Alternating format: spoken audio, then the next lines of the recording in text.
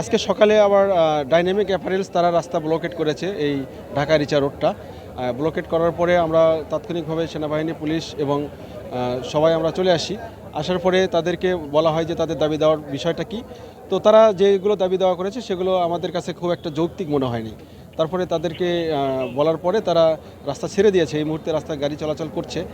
তো এখানে সবচেয়ে বড় বিষয়টা হলো এই ডাইনামিকের লোকেরা এসে এই আরলিমাতে কিছু ভাঙচুর করার চেষ্টা করেছিল, যদিও দুই একটা ঢিলটুল মেরেছে। তারপরে আমরা হার্ড অ্যাকশনে গিয়েছি। তো এই মুহূর্তে পরিস্থিতি এইরকমই আছে। তো যে কেউ এই অস্থিতিশীল করার চেষ্টা করুক না কেন, তার বিরুদ্ধে আমাদের সর্বাত্মক আইনগত ব্যবস্থা নেওয়া হবে।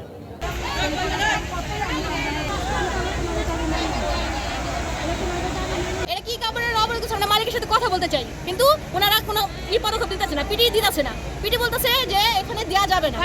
উনি বলে বলতেছে কালকে আসবে, আজকে আসবে, একটু টাইম দিতেছে। আবার বলতেছে 7টা বাজে আসবে। কোনো মালিকের সাথে কোনো আলাপই করে দিতেছে না। মালিক চাই আর কিছু।